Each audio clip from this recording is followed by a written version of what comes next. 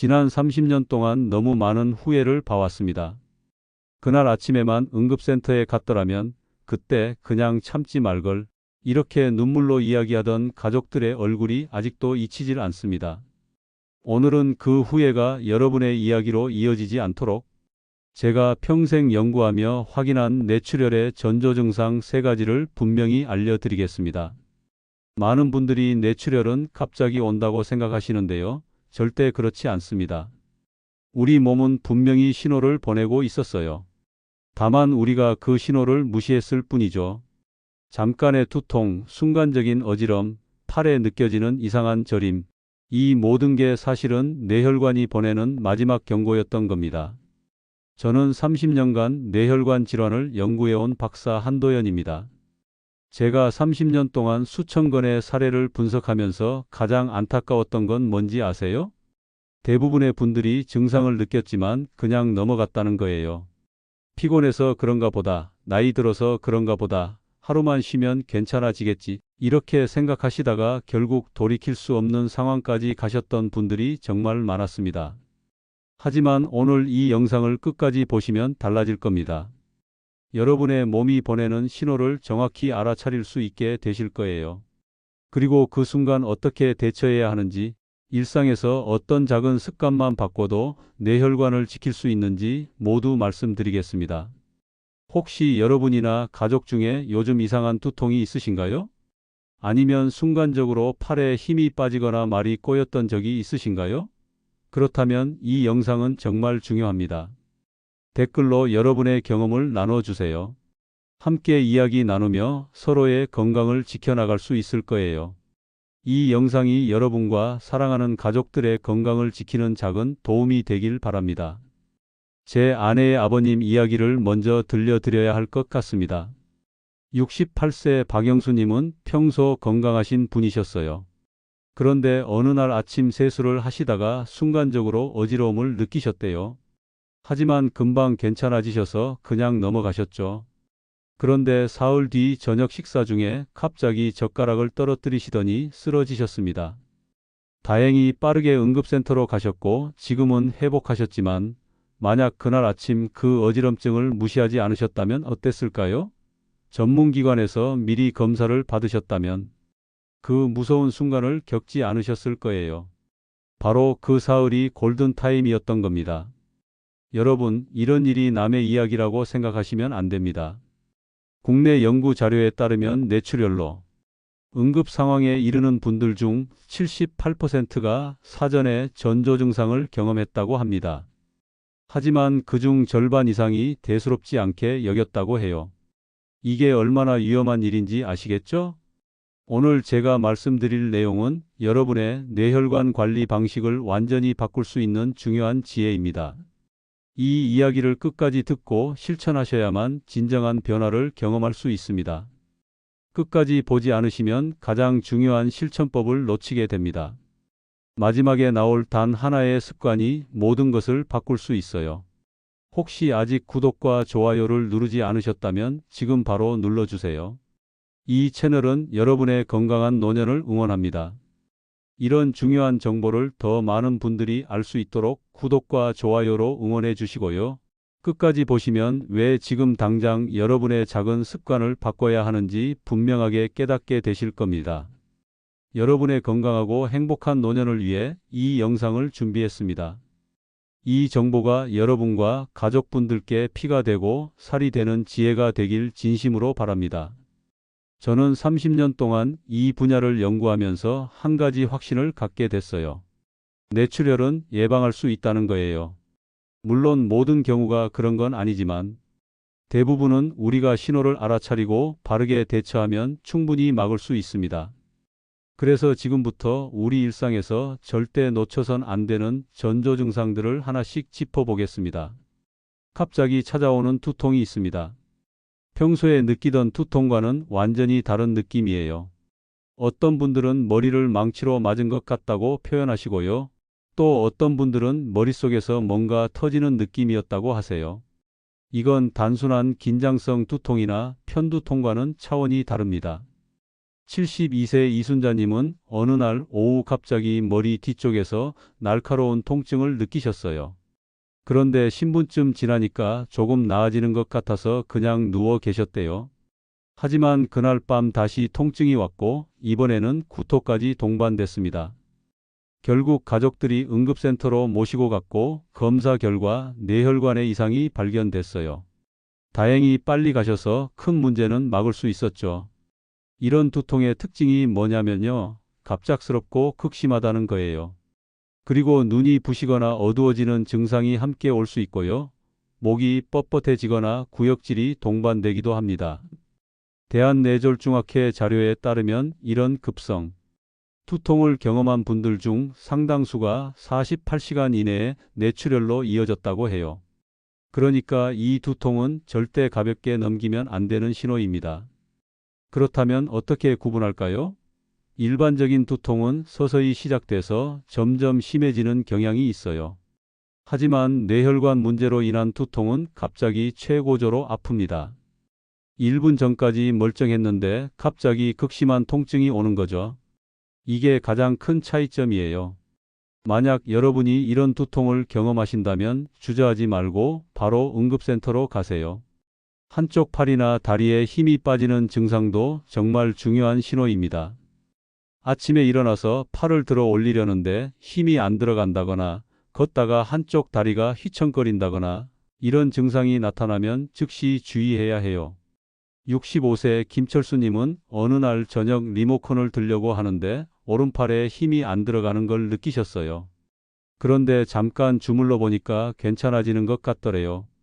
그래서 그냥 피곤해서 그런가 보다 하고 주무셨는데 다음 날 아침 화장실에 가시다가 오른쪽 다리까지 힘이 빠지면서 넘어지셨습니다. 다행히 큰 부상은 없으셨지만 검사 결과 뇌혈관 협착이 발견됐어요.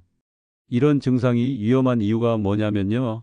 일시적으로 나타났다가 사라지기 때문에 많은 분들이 대수롭지 않게 여긴다는 겁니다. 의학 용어로는 일과성 허혈 발작이라고 하는데요. 쉽게 말해서 뇌로 가는 혈류가 잠깐 막혔다가 다시 풀린 상태예요. 이건 곧 큰 문제가 올 수 있다는 경고 신호입니다. 국립중앙의료원 연구팀의 분석에 따르면 이런 일시적 증상을 경험한 분들 중 30%가 일주일 이내에 심각한 뇌혈관 사고를 겪었다고 합니다. 그러니까 증상이 잠깐 나타났다가 사라졌다고 해서 안심하시면 절대 안 돼요. 오히려 그게 더 위험한 신호일 수 있습니다. 또 한 가지 특징은 주로 한쪽에만 나타난다는 거예요.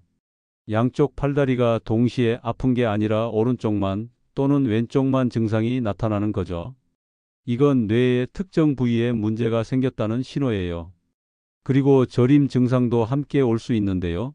마치 오래 앉아 있다가 다리가 저린 것과는 다른 느낌이에요. 더 강하고 지속적인 저림이죠. 말이 꼬이거나 시야가 흐려지는 증상도 절대 놓치면 안 됩니다. 평소에 말을 잘하시던 분이 갑자기 단어가 생각나지 않거나 발음이 어눌해지거나 하는 거예요. 제 동료의 어머니 되시는 70세 정미경님은 손주들과 통화를 하시다가 갑자기 말이 꼬이는 걸 느끼셨대요. 하고 싶은 말은 머릿속에 있는데 입 밖으로 나오질 않는 거죠. 손주들이 이상하게 여겨서 할머니 괜찮으세요? 물어봤는데 정작 본인은 뭐가 이상한지 모르셨대요. 다행히 며느리가 바로 알아채고 응급센터로 모셨고 초기에 발견해서 큰 문제는 막을 수 있었습니다. 이런 언어 장애는 뇌의 언어 중추에 문제가 생겼다는 신호예요. 단순히 혀가 꼬인 게 아니라 뇌혈류에 이상이 생긴 거죠. 그리고 시야 문제도 마찬가지예요. 갑자기 한쪽 눈이 안 보이거나 사물이 두 개로 보이거나 시야 일부가 가려지는 것처럼 느껴진다면 이것도 뇌혈관 문제일 수 있습니다. 서울대 연구팀의 조사에 따르면 뇌출혈 전 언어 장애나 시각 장애를 경험한 분들이 전체의 45%였다고 해요. 거의 절반이에요. 그런데 이분들 중 대부분이 피곤해서 그런가 보다 하고 넘어갔다는 겁니다. 정말 안타까운 일이죠. 말을 할 때 평소와 다르게 어눌해지거나 상대방 말을 이해하는데 어려움을 느끼거나 글자를 읽는데 이상하게 느껴지거나 이런 증상들이 조금이라도 있으면 바로 검사를 받으셔야 합니다. 시간을 지체할수록 위험해져요. 어지럼증도 주의 깊게 봐야 할 신호입니다. 그냥 잠깐 핑 도는 정도가 아니라 세상이 빙빙 도는 것 같고 중심을 잡기 어려운 그런 어지럼증이요. 62세 홍영희님은 장을 보러 마트에 가셨다가 갑자기 심한 어지럼증을 느끼셨어요. 카트를 잡고 있었는데도 중심을 잡기 어려울 정도였대요. 직원분께 도움을 요청하고 잠시 앉아 계셨는데 증상이 가라앉지 않아서 결국 119를 부르셨죠. 검사 결과 뇌혈관에 문제가 발견됐고 빠른 조치로 큰 위험은 넘기셨습니다. 뇌출혈과 관련된 어지럼증은 귓속 문제로 오는 어지럼증과는 다릅니다. 더 심하고 오래 지속되고요. 걷기가 힘들 정도로 균형 감각이 무너져요. 그리고 두통이나 구토가 함께 오는 경우가 많아요. 단순히 빈혈이나 저혈압 때문이라고 생각하고 넘어가시면 안 됩니다. 건강보험공단 자료를 보면 어지럼증으로 응급실을 찾은 60대 이상 분들 중 약 15%가 뇌혈관 문제로 진단받았다고 해요. 생각보다 높은 비율이죠. 특히 고혈압이나 당뇨가 있으신 분들은 더욱 조심하셔야 합니다. 목덜미가 뻣뻣하게 굳거나 갑작스러운 구토가 나타나는 것도 중요한 신호예요. 목 뒤쪽이나 어깨 부분이 돌처럼 굳어지고 움직이기 힘든 상태가 되는 거죠. 75세 최동욱님은 아침에 일어나셔서 목이 이상하게 뻣뻣한 걸 느끼셨어요. 처음엔 잠을 잘못 자서 그런가 보다 하셨는데 시간이 지나도 나아지질 않고 오히려 두통까지 생기더래요. 그러다가 갑자기 구토를 하셨고 그제서야 가족들이 이상함을 느끼고 응급센터로 가셨습니다. 뇌압이 높아진 상태였고 빠른 처치로 큰 문제는 막을 수 있었어요. 목 뻣뻣함과 구토가 함께 나타나면 뇌압 상승을 의심해 봐야 합니다. 뇌 안에 출혈이 생기거나 혈류에 문제가 생기면 뇌압이 올라가고 그게 이런 증상으로 나타나는 거예요. 특히 갑작스럽게 나타나는 구토는 소화기 문제가 아닐 수 있어요. 뇌에서 보내는 신호일 수 있습니다. 의식이 흐려지거나 혼란스러운 상태가 되는 것도 매우 위험한 신호입니다. 갑자기 멍해지거나 자꾸 졸음이 오거나 주변 상황을 제대로 인식하지 못하는 상태가 되는 거죠. 69세 박순덕님은 손자와 함께 있다가 갑자기 손자 이름을 기억하지 못하셨대요. 그리고 여기가 어디냐고 몇 번이나 물어보셨고요.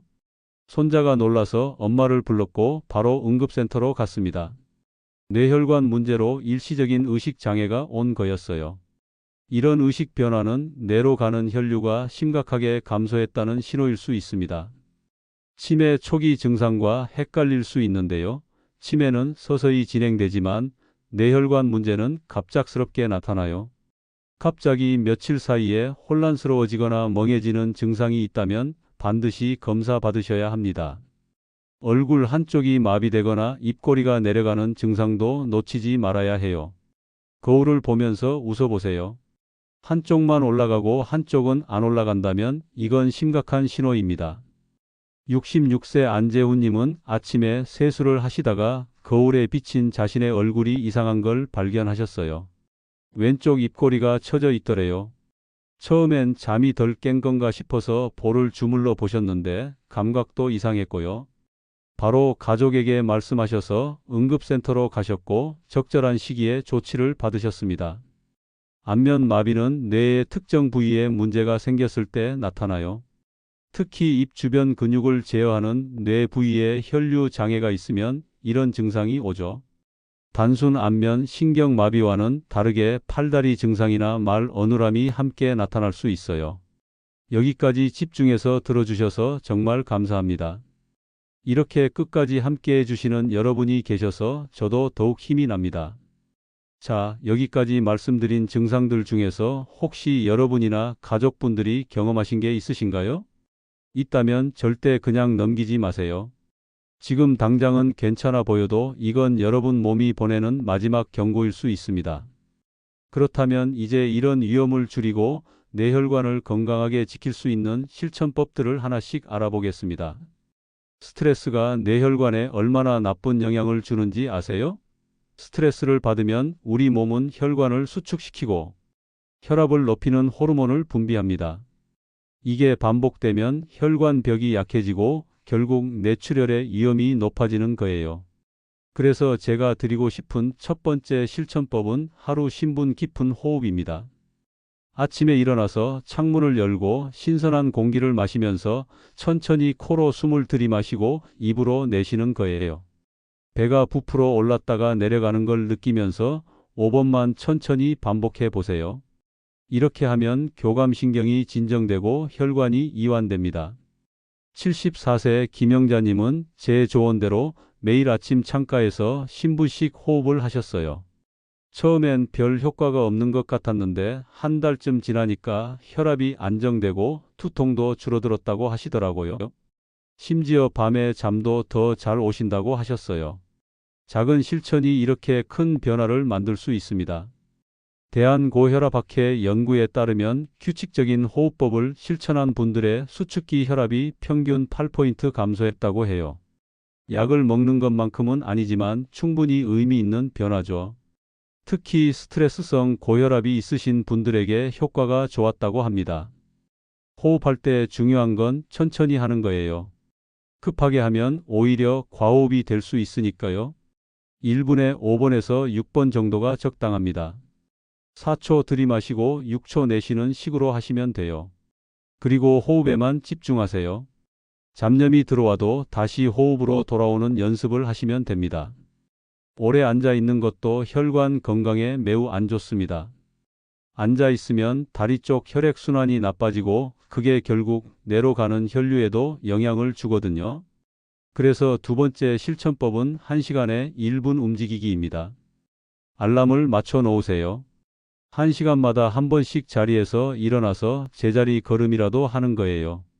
화장실 다녀오거나 물 한 잔 마시러 가거나 창밖을 보러 가거나 뭐든 좋습니다. 그냥 일어나서 몸을 움직이는 게 중요해요. 71세 송기철님은 퇴직 후 집에서 TV를 많이 보시는 편이었어요. 하루에 대여섯 시간씩 앉아 계셨죠. 그런데 제가 이 방법을 알려드렸고 휴대폰 알람을 1시간마다 맞춰 놓으셨어요. 알람이 울리면 일어나서 집안을 한 바퀴 도는 거예요. 3개월 정도 실천하셨더니 다리 부종이 줄어들고 전반적으로 몸이 가벼워졌다고 하셨습니다. 국민건강보험공단 연구 자료를 보면 하루 6시간 이상 앉아 있는 분들은 3시간 미만으로 앉아 있는 분들보다 뇌혈관 질환 위험이 약 40% 높았다고 해요. 그만큼 움직임이 중요하다는 거죠. 꼭 운동이 아니어도 됩니다. 그냥 자주 일어나서 움직이는 것만으로도 충분히 효과가 있어요. 특히 저녁 시간대에 TV 보실 때 조심하세요. 한번 앉으면 2~3시간 그냥 앉아 계시는 경우가 많거든요. 광고 시간마다 한 번씩 일어나는 습관을 들이시면 좋습니다. 그리고 가능하면 산책을 하루에 20분에서 30분 정도 하시면 더 좋고요. 염분 섭취를 줄이는 것도 정말 중요합니다. 우리나라 사람들은 평균적으로 하루 권장량의 2배 이상 소금을 섭취한다고 해요. 소금이 많으면 혈압이 올라가고 혈관벽에 손상을 주게 됩니다. 세 번째 실천법은 짠맛 대신 자연의 맛을 즐기는 겁니다. 소금 대신 레몬즙을 뿌려보세요. 생선 구울 때 레몬 몇 조각만 올려도 맛이 훨씬 좋아져요. 마늘과 양파를 다져서 요리에 넣으면 감칠맛이 나서 소금이 덜 필요해집니다. 식초도 좋은 대안이에요. 샐러드에 식초 드레싱을 만들어 먹으면 상큼하면서도 맛있어요. 67세 윤미숙님은 평생 짜게 드시던 분이었어요. 국도 진하게 끓이시고 반찬도 간이 센 걸 좋아하셨죠. 그런데 혈압이 자꾸 높아지셔서 염분 섭취를 줄이기로 결심하셨어요. 처음엔 음식이 맛없다고 하시더니 한 달쯤 지나니까 오히려 음식 본연의 맛을 느낄 수 있어서 좋다고 하시더라고요. 그리고 3개월 후 혈압이 정상 범위로 떨어졌습니다.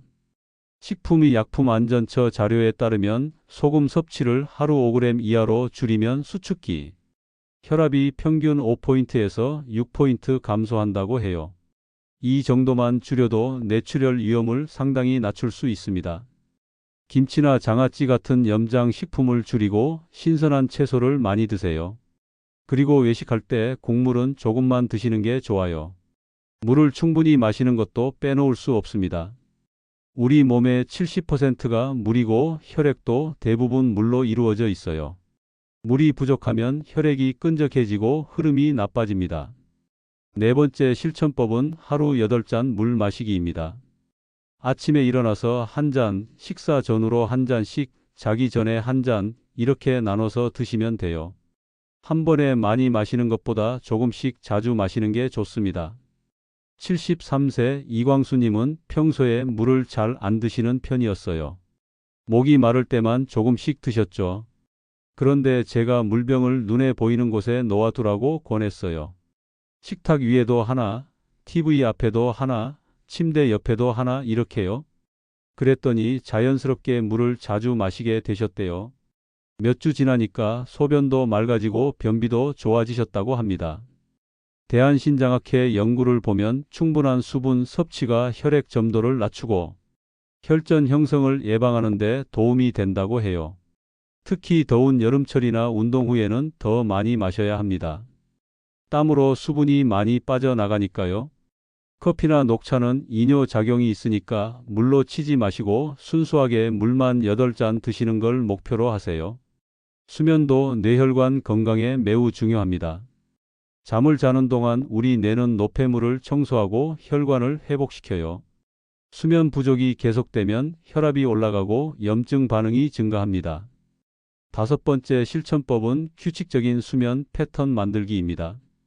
매일 같은 시간에 자고 같은 시간에 일어나세요. 주말이라고 너무 늦게까지 자는 것도 좋지 않아요. 생체 리듬이 깨지거든요. 잠들기 1시간 전에는 TV나 휴대폰을 보지 마세요. 화면의 블루라이트가 수면을 방해합니다.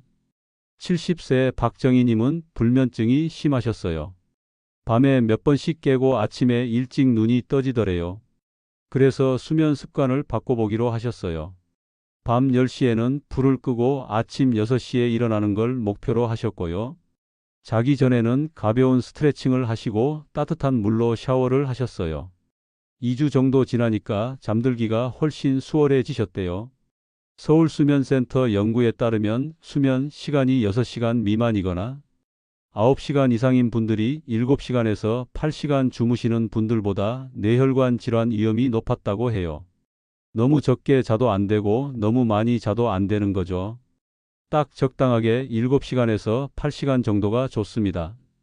자기 전에 따뜻한 우유 한 잔 드시는 것도 도움이 돼요. 우유에 들어있는 트립토판이라는 성분이 수면을 유도하거든요. 그리고 침실을 시원하게 유지하세요. 너무 더우면 잠들기 어려워요. 18도에서 20도 정도가 적당합니다. 혈압을 정기적으로 체크하는 것도 꼭 필요합니다. 뇌출혈의 가장 큰 위험 요인이 고혈압이거든요. 그런데 고혈압은 증상이 거의 없어요. 그래서 침묵의 살인자라고 불리죠. 여섯 번째 실천법은 집에서 혈압 재기입니다. 혈압계 하나 장만하세요. 요즘은 가격도 저렴하고 사용법도 간단해요. 일주일에 2~3번 정도 아침에 일어나서 혈압을 재보세요. 그리고 수첩에 기록해두면 좋아요.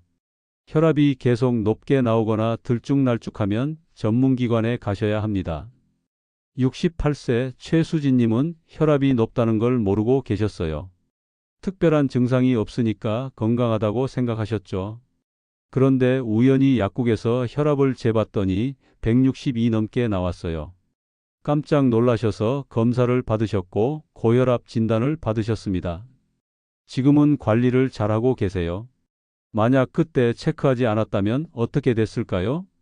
금연과 절주도 정말 중요합니다. 담배는 혈관을 직접적으로 손상시켜요. 혈관 벽을 딱딱하게 만들고 혈전을 만들기 쉽게 합니다. 술도 마찬가지예요.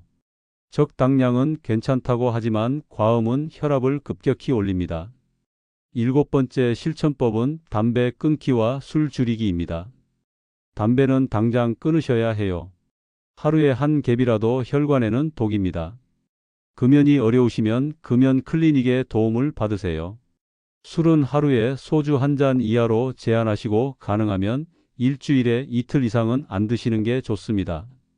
자, 여기까지 7가지 실천법을 말씀드렸습니다. 다 하기 어려우시다면 하나씩만이라도 시작해 보세요. 오늘 당장 할 수 있는 것부터 시작하시면 됩니다. 작은 변화가 모여서 큰 결과를 만듭니다. 그렇다면 이제 오늘 내용을 정리하면서 마무리하겠습니다.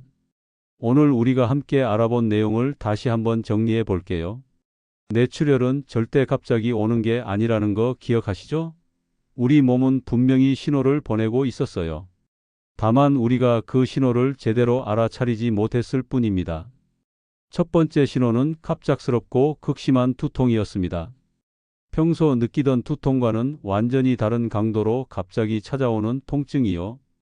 눈이 부시거나 구토가 동반되면 더욱 위험한 신호예요. 두 번째는 한쪽 팔다리에 힘이 빠지거나 저리는 증상이었죠. 잠깐 나타났다가 사라진다고 해서 안심하면 절대 안 됩니다. 오히려 그게 더 위험한 경고일 수 있어요. 세 번째는 말이 꼬이거나 시야가 흐려지는 증상이었습니다. 단순한 피로가 아니라 뇌혈류 이상의 신호일 수 있어요. 이런 증상들을 그냥 넘겼을 때 어떻게 될까요? 최악의 경우 뇌출혈로 이어져서 생명이 위험해지거나 심각한 후유증을 겪게 됩니다. 반신마비가 올 수도 있고 말을 못하게 될 수도 있어요. 심지어 의식을 잃고 깨어나지 못할 수도 있습니다. 제가 30년 동안 봐온 안타까운 사례들이 너무나 많아요. 하지만 제대로 관리했을 때는 어떨까요? 증상을 빨리 알아차리고 응급센터로 가면 대부분 큰 문제 없이 회복할 수 있어요. 골든타임 안에 적절한 조치를 받으면 후유증도 최소화할 수 있습니다. 그리고 일상에서 작은 습관들을 바꾸면 뇌출혈 자체를 예방할 수 있어요. 깊은 호흡으로 혈압을 안정시키고 자주 움직여서 혈액순환을 좋게 하고 염분을 줄이고 물을 충분히 마시고 잘 자고 정기적으로 혈압을 체크하고 담배를 끊고 술을 줄이는 것만으로도 충분히 예방할 수 있습니다. 이 모든 게 대단한 노력이 필요한 일이 아니에요. 오늘 당장 할 수 있는 작은 실천들이죠. 그래서 제가 여러분께 하나만 제안하고 싶습니다. 오늘 저녁부터 시작하세요. 창문을 열고 깊은 호흡을 5번만 해보세요. 단 5분이면 됩니다. 코로 천천히 숨을 들이마시고 입으로 천천히 내쉬면서 여러분의 뇌혈관이 편안해지는 걸 상상해 보세요. 이게 시작입니다. 오늘 이 영상을 끝까지 시청해 주신 여러분께 진심으로 감사드립니다. 이렇게 소중한 시간을 내어 여러분의 건강을 위해 함께해 주셔서 고맙습니다. 여러분의 이 13분이 앞으로 수십 년의 건강한 삶으로 이어지길 바랍니다. 그리고 내일 아침에는 물 한 잔을 마시면서 오늘 제가 말씀드린 신호들을 떠올려 보세요. 혹시 내 몸에서 이런 신호가 오고 있진 않은지 점검해 보는 거예요. 이렇게 하루하루 작은 관심을 가지는 것만으로도 여러분의 뇌는 훨씬 건강해질 수 있습니다. 제가 다음 영상에서는 뇌혈관을 튼튼하게 만드는 음식들에 대해 자세히 알려드리려고 해요. 어떤 음식이 혈관을 깨끗하게 하는지, 어떤 음식은 피해야 하는지 구체적으로 말씀드릴게요. 그리고 실제로 식단을 어떻게 구성하면 좋은지 예시도 보여드릴 계획입니다. 많은 분들이 궁금해하시는 내용이니까 꼭 챙겨보세요. 여러분, 오늘 이 영상을 보신 게 정말 다행이에요. 왜냐하면 이제 여러분은 뇌출혈의 신호를 알게 되셨으니까요. 이 지식이 여러분의 생명을 구할 수도 있고 가족의 생명을 구할 수도 있어요. 주변에 이런 증상을 겪고 계신 분이 있다면 꼭 이 영상을 공유해 주세요. 한 사람이라도 더 알게 되면 그만큼 더 많은 생명을 지킬 수 있습니다. 30년 동안 이 분야를 연구하면서 제가 깨달은 가장 중요한 진리가 있어요. 건강은 거창한 곳에 있지 않다는 거예요. 비싼 것이나 특별한 처치가 아니라 바로 우리의 작은 선택과 습관 속에 있습니다. 오늘 저녁 무엇을 먹을지, 지금 일어나서 몸을 움직일지, 증상이 있을 때 참을지 응급센터에 갈지, 이런 작은 선택들이 모여서 우리의 건강을 만들어요. 제가 만난 수많은 분들 중에 후회하시는 분들의 공통점이 있었어요. 다들 그때 그랬어야 했는데 하고 말씀하시더라고요. 하지만 여러분은 다릅니다. 오늘 이 영상을 보셨으니까 이제 아시잖아요. 무엇을 조심해야 하는지, 어떻게 실천해야 하는지 다 아시잖아요. 그러니 후회할 일이 없을 거예요. 저는 여러분이 건강하게 오래오래 사시길 진심으로 바랍니다. 가족들과 행복한 시간을 보내시고 하고 싶은 일 다 하시면서 건강하게 사시길 바라요. 그러려면 지금 이 순간부터 여러분의 몸이 보내는 신호에 귀 기울이셔야 합니다. 절대 대수롭지 않게 넘기지 마세요. 오늘 영상이 여러분께 조금이라도 도움이 되셨나요? 그렇다면 댓글로 짧은 감사 인사나 여러분의 다짐을 남겨주세요. 도움이 되었습니다. 감사합니다. 오늘부터 실천하겠습니다. 이런 한 줄의 댓글이 저에게는 더 좋은 영상을 만드는 큰 힘이 됩니다. 여러분 한 분 한 분 모두 건강하시고 항상 행복하시길 바랍니다. 앞으로도 승리하시고 가족과 함께 웃음 가득한 하루하루 보내시길 진심으로 기원합니다.